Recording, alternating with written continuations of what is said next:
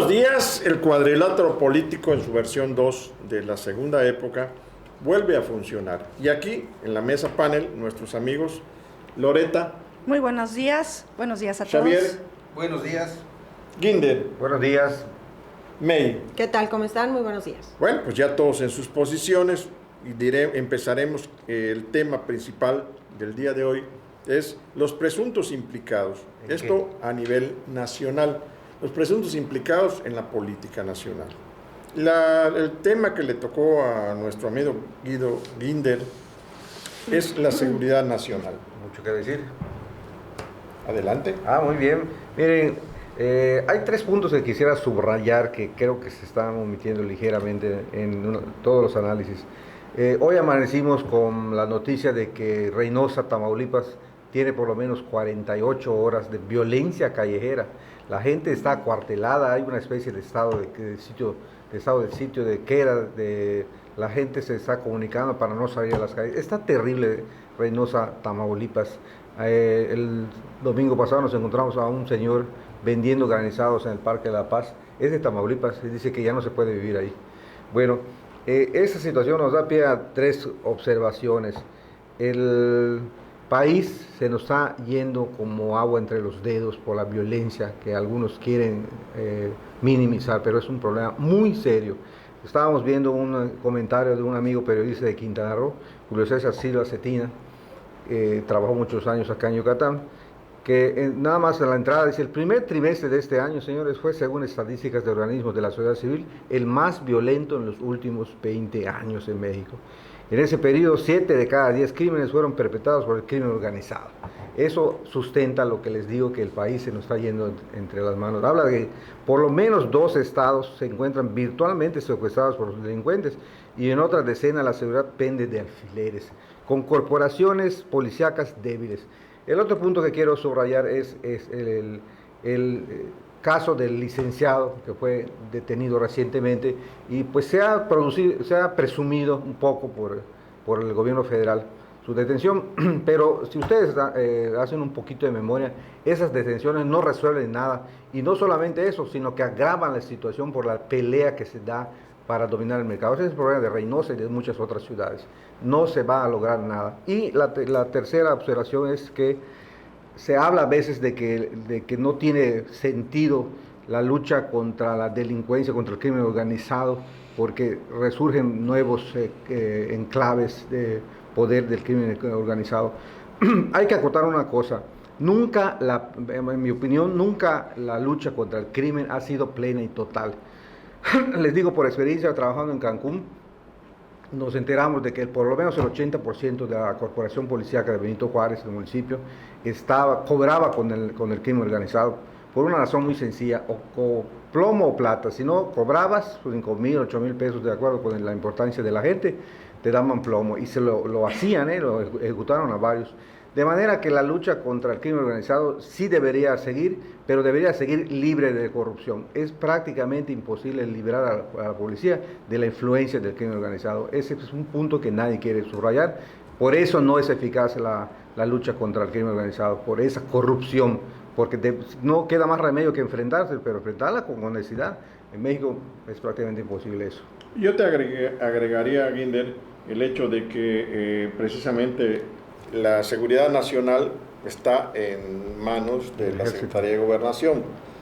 Que interviene el Ejército, sí, la Marina también, pero el hecho de que hay un presunto implicado, que es Osorio Chong, es el de Seguridad Nacional. ¿Cómo queda él? Mire, yo pensaba que los presuntos implicados estaban refiriéndote a los que suenan para la candidatura a la presidencia.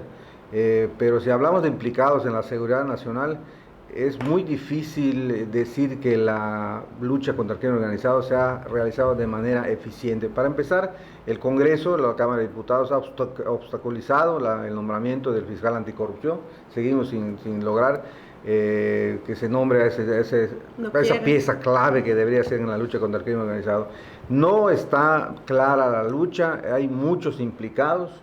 que se hacen de la vista gorda. El caso de los 43, por ejemplo, es increíble que en el siglo XXI no pueda resolverse este asunto, que ya está muy politizado también. Nunca se menciona cómo eran los normalistas, eran muchachos que cada año hacían un borlote, que quieren todo, que quieren su título, que quieren saliendo a una plaza, que quieren, todo quieren, y tenían ya la costumbre de hacer ese tipo de asaltos a autobuses. Nada más que ahora se toparon con unos tipos más salvajes. Y la mafia. Y la mafia, así es una combinación muy fea y muy rara. Así es. Bueno, pues ahora nos seguimos en el segundo participante, que es el ingeniero Rosado Echanove. Las relaciones exteriores, ¿qué se puede decir de eso? Bueno, poniendo en el contexto el tema de las relaciones exteriores, pues yo supongo que se trata del secretario de Relaciones Exteriores, que es uno de los presuntos candidatos presidenciales. Lo que acaba de decir estoy totalmente de acuerdo con él, pero creo que es importante subrayar que constitucionalmente el responsable de la seguridad interior del país es el secretario de Gobernación. Y sorprende que sea uno de los presuntos candidatos a la presidencia, como que lo están premiando por no haber hecho su trabajo, porque él es el responsable de la seguridad nacional. Entonces, por otro lado, parece ser que la CIA está muy preocupada porque crece la posibilidad de que sea candidato presidencial y sea presidente de la República López Obrador. Entonces, el candidato norteamericano para presidente de la República, pues no sería López Obrador el idóneo, ¿no? Tiene miedo de que se convierta en otro Maduro, ¿no? Entonces, el candidato lógico de los norteamericanos, por lo menos del yerno de Trump y de Trump, es Videgaray, que sigue cometiendo errores. Acaba de hacer una declaración en contra del presidente de Venezuela. Y yo insisto, es lamentable lo que está pasando en Venezuela, por supuesto, la violencia que está, los muertos que ha cobrado, la falta de una democracia transparente que está viviendo el pueblo venezolano, pero es un asunto del pueblo venezolano. Por mandato de ley, en la Constitución Política de los Estados Unidos Mexicanos establece que no es un poema lo que está escrito allá, no es un verso, no es algo romántico, no es un mandato constitucional que obliga a los servidores públicos del gobierno de México a no intervenir. Pueden dar su opinión y pueden decir que es muy lamentable lo que está pasando en Venezuela, pero no condenar. Ellos Videgaray ya está condenando a Maduro, ya se está metiendo, estamos comprando un pleito ajeno. Es decir, es lamentable lo que está pasando en Venezuela, por supuesto que es lamentable, pero constitucionalmente México siempre ha seguido la política que le dio mucho prestigio internacional a México, de no intervenir. El mandato constitucional es muy claro, dice la no intervención, la libre autodeterminación de los pueblos. Este es un asunto que los venezolanos tienen que resolver ellos única y exclusivamente, y no debe haber injerencia de ningún otro gobierno. Yo tengo un punto duro sobre ese asunto, ofrezco disculpas si parece demasiado duro, y tal vez debería matizarlo un poco, pero a mí me parece que por lo menos en las últimas 3 décadas la política exterior mexicana ha sido de cobardía. Porque ves que países como Argentina, como muchos países europeos, no permanecen impávidos ante las masacres, ante genocidios, ante conflictos bélicos en otros países, y tratan de empujar. Prácticamente todos los países tienen participación internacional. México se acomodó durante muchos años en la doctrina de Estrada, si mal no recuerdo, y se desentendía de todos. Muchas veces lo escribí hace muchos años y otros también lo hicieron, en el sentido de que ¿por qué México no se mete en conflictos de otros países para opinar, para aconsejar, para mediar? Porque no quería que se metan en su propio país, y el país estaba 70 años dominado por un solo partido. Cualquiera venía y los podía criticar. Yo creo que en esta aldea global en la que vivimos ahora, no podemos permanecer indiferentes hacia las grandes injusticias. No vamos a mandar tropas como hace Cuba, no hacen otros países, pero sí tenemos que tener una posición viril y definida de la política exterior. Yo creo que ya no se va a dejar fingir que no pasa nada con nuestros vecinos. Sí, pero habría que cambiar la Constitución. Eso sí, claro. No pueden hacer lo que la ley les efectivamente, permite. habría que hacer eso. Está violando la Constitución.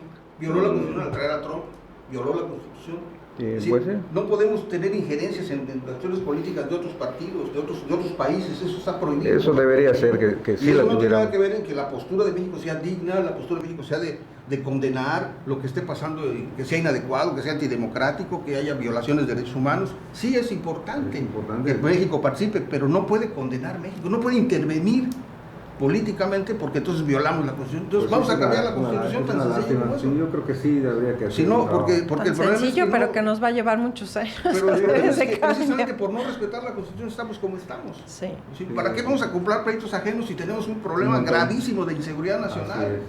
Tenemos una situación verdaderamente desastrosa en el país. ¿Cuántos cadáveres? El país está sembrado de cadáveres. Veracruz. No ve la parte de los ajenos, la sino pala, de gobernadores rateros. Y bueno, tenemos un problema gravísimo y vamos a comprar pleito ajeno. ¿Por qué? Tú sabes que en Guatemala... Sí, cortina de humo tal vez. Vamos a darle tiempo también a la voz de la mujer, en este caso.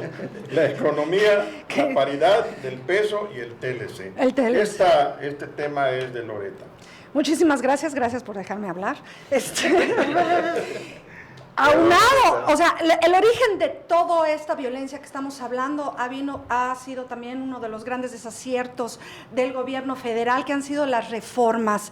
¿Y qué han traído estas reformas, tanto las energéticas como los gasolinazos, como reformas hacendarias? Esta violencia. ¿Por qué? Porque le hemos quitado el dinero a los electores y toda la economía está al borde de colapso a nivel nacional.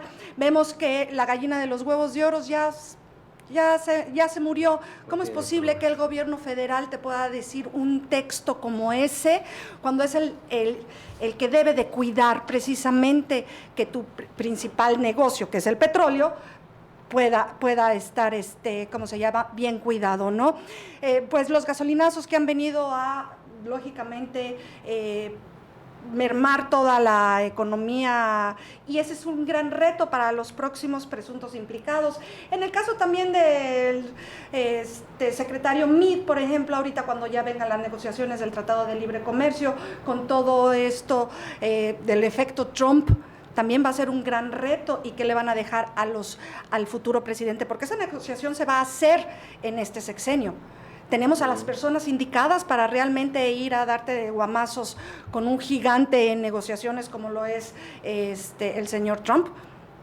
Entonces, ahí sí viene un gran reto en esta economía de México, una paridad del dólar en donde no es tampoco que nos sintamos muy bien de que el peso haya ganado terreno. Simple y sencillamente también por ese efecto Trump, el dólar perdió también terreno a nivel mundial, ¿no? No se ha sabido manejar en la baja del petróleo, en el precio del petróleo. Son muchas cuestiones que tiene que ver el gobierno federal. Bien, y la otra voz de mujer siempre es la realidad de los partidos políticos, o sea, la intervención del INE, que está a cargo de May Cuevas, que además no viene preparada, pero creo que trae un rollito por allá.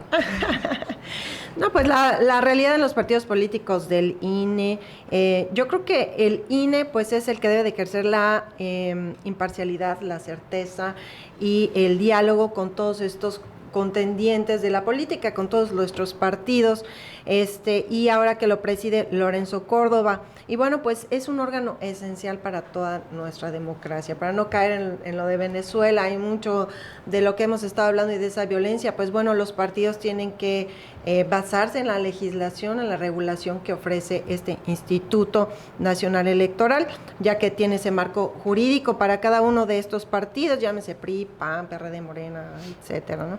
Entonces, pues hay que desenvolverse día con día en esto, invitar a toda la gente a que ejerza esa votación, ¿no? Porque en realidad el 60% de la población es la que lo... Ajá.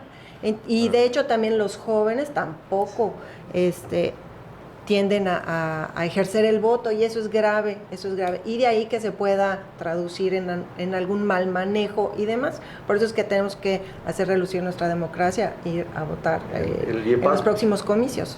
El IEPAC, el órgano local que vigila las elecciones en Yucatán, acaba de convocar a la sociedad pidiendo que se empodere, que se haga cargo de las elecciones. Es lo que hace falta, que la gente tenga participación verdadera y exija las cosas que se deben cumplir en la cuestión electoral. Ese llamado lo veo muy claro, difícil. porque no podemos juzgar si no hacemos nuestra chamba. Ese es nuestra chamba como pueblo, salir a votar, ¿no? Bien, pues a mí me dejan la parte más fácil, la de los independientes, las reelecciones que ya están aprobadas a nivel constitucional y Morena.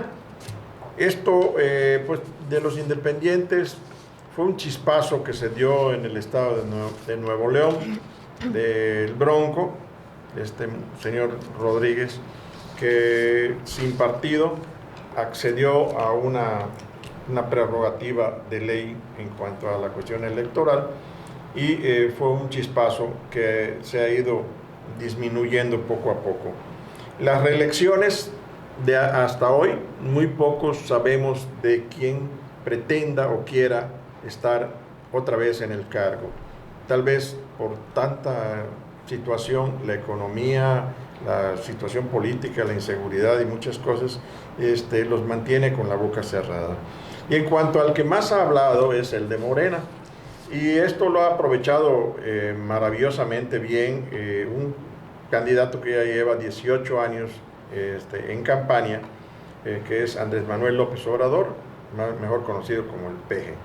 Y todo esto también le ha llovido también toda clase de críticas, dado de que él se dice impoluto en cuanto a la cuestión de la honradez y todo lo que pregona.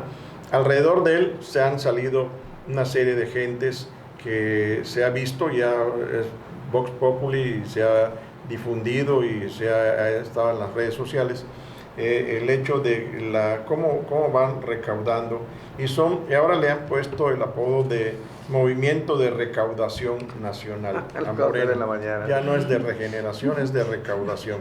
Esto pues realmente había subido como la espuma, dado el grado de dificultad que tienen todos los partidos políticos agarrados del chongo. Ahorita lo estamos viendo en las elecciones del Estado de México, donde van en cierto momento hasta un tanto parejos, pero la fuerza mexiquense hay que tomarla muy en consideración.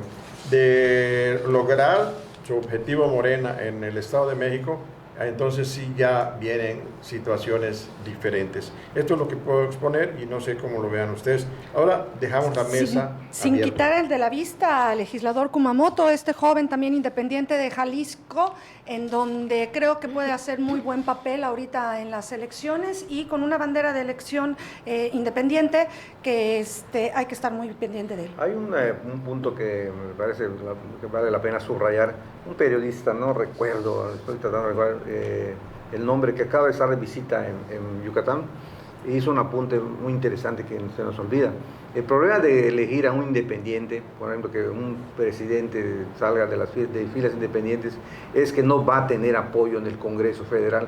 Y eso ya lo vimos, aunque no les guste a algunos, con Vicente Fox Quesada. Prácticamente durante todo su sexenio tuvo en contra al Congreso y así no se puede avanzar. Un independiente muy difícilmente también podría tener consenso, ya lo comprobamos. Si no te apoyan en el Congreso es inútil. Por eso muchos países tienen sistemas de primer ministro en el cual el partido que alcanza mayoría forma gobierno. Pero acá no está ese sistema, no hay fórmula para hacerle. Si gana un independiente o se divide, la gente cree que está siendo muy inteligente dividiendo su voto, y eso es falso, está cometiendo una torpeza porque va a obstruir el fluir de las decisiones presidenciales. Creo que es un riesgo que hay que tener en cuenta. ¿Cómo ves, compadre? A propósito de lo que comentabas de la elección en el Estado de México, y que el programa pasado pues, prometimos que íbamos a tocar el tema también, creo que si bien el hecho de que Morena pudiera posicionarse, ganar la gobernatura del Estado de México, sería un triunfo indiscutible para López Obrador, pero creo que también la derrota, si Morena pierde el Estado de México, será por unos cuantos votos, como lo que se está dando es una especie de empate técnico. ¿No? Sí. Aunque la ley no prevé eso, la ley electoral se gana o se pierde por un voto. Pero como hablamos de políticos y de política, se vale de todo, entonces dicen empate técnico, y es muy probable que se vaya a tribunales. Y en tribunales yo estoy cierto y seguro que el PRI la va a ganar, ¿no? El PRI la gana en tribunales. El PRI tiene una red enorme de tráfico de influencia, tiene poder en los medios judiciales, entonces electorales y demás. Entonces, pero eso fortalecería a López Obrador. Si Morena pierde en tribunales el Estado de México, Eso es el mejor combustible que le puedes dar a López Obrador. Se victimizaría Sí, aún más. Una vez más. Lo que ha explotado una vez más, efectivamente. Una vez Es decir, se proyectaría, le estás dando un combustible de muchos más octanos a López Obrador para proyectarse a la presidencia de la República, porque eso es de lo que ha vivido siempre, de la protesta, de la inconformidad, de que le despojan, que le roban. Entonces, en el caso de que pierda Morena, se fortalece López Obrador. Sí, yo por eso insisto que ya veo cerrado el asunto del Estado de México y del país, en el sentido de que la opción de cambio, entre comillas, sería López Obrador, sería terrible. Preferiría yo fomentar la idea de que el cambio puede provenir del sector femenino. Hay buenas candidatas políticas ya de trayectoria. En el Estado de México ya descartaron a Josefina Vázquez Mota, ya dicen que no solamente está el PRI y Morena. Bien, pero también no podemos seguir hablando de Morena, pues si no hablamos también de otros presuntos. Ahí está Moreno Valle, es Morena y Moreno, que también es un fulano que ahí anda haciendo su publicidad a nivel nacional, y también está en esa pelea Anaya, el presidente del PAN. Por parte del PRD ya hay visos de que quieren volver a sacar a Cuauhtémoc Cárdenas. ¿Cómo lo ves? Bueno, también en el PAN vemos a Margarita, ex esposa de Calderón, que también está con su brazo, exacto, con su gran sombra que viene siendo su marido, ¿no? Sería una forma de que trabajara él también, ¿no? A través de su esposa, ¿no? No, pero inclusive ya hay ahí unos roces. Yo no creo que sea una mujer manipulable. Hubo muchos roces. Ella trae una trayectoria como política en el larga trayectoria. Exacto. Y propia. también. Exacto. Pero dentro de todos los que dijimos de los secretarios, pues no se nos olviden también gobernadores que también pueden ir, o exgobernadores que también pueden ir por parte del PRI, por ejemplo. Estás hablando seguramente que de la yucateca Ivonne Ortega, que ha manifestado también su intención, de estar exacto. en la jugada. Tiene varios handicaps, entre ellas un equipo nacional. Sí hay gente que la apoya en diferentes estados, pero la estructura nacional que tiene otros candidatos, otras figuras del PRI, creo que es muy fuerte comparado con lo que ella tiene. Y hay un peligro también, yo diría que es un peligro. Rafael Moreno Valle, tú vele la cara y dices, no es una persona que dé confianza, parece un capo italiano de pasado de moda. Y que este señor Carlos Vimenza, que creo que hemos oído ustedes hablar en Quintana Roo, acaba de denunciar que hay una mafia poblana metida en el gobierno de Carlos Joaquín, tratando de reunir fondos para apoyar a Moreno Valle, porque si se acuerdan, Carlos Joaquín llegó con el apoyo del PAN y del PRD. Sí. Entonces, Moreno Valle no es un santo, hay que tener mucho cuidado con este muchacho. Bien, pues hemos escuchado los puntos de vista de la mesa de análisis. Como ustedes verán, este es ya un round en el que estamos hablando de personas, no como hicimos en el anterior, pero estamos calentando el pandero en cuanto a los presuntos implicados. La próxima edición, que será el próximo martes, hablaremos de lo que sucede, los presuntos implicados en Yucatán. Y ustedes ya ahí van a tomar un cierto punto de vista de qué está sucediendo a nivel nacional. Ya lo hemos explicado aquí, ya se ha dado a conocer. Aquí cada cabeza es un mundo, pero aquí tenemos un punto de vista desde una distancia de 1.600 kilómetros de separación en lo que va a suceder en Yucatán al respecto de. Y esto lo tendremos el martes próximo, se los estamos augurando, se lo estamos informando de antemano para que ustedes estén pendientes.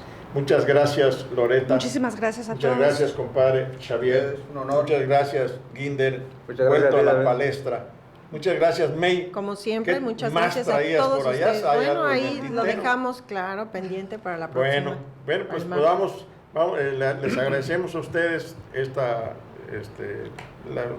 de que nos estén escuchando y viendo cómo vamos preparando este cuadrilátero político, porque antes que se me olvide, ¿cómo ven la pelea del próximo sábado?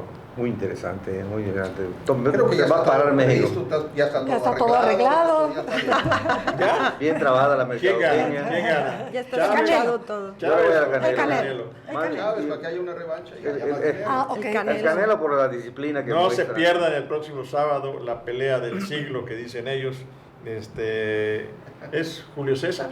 Julio César Chávez contra Junior, ¿no? Y Saúl Álvarez, el Canelo.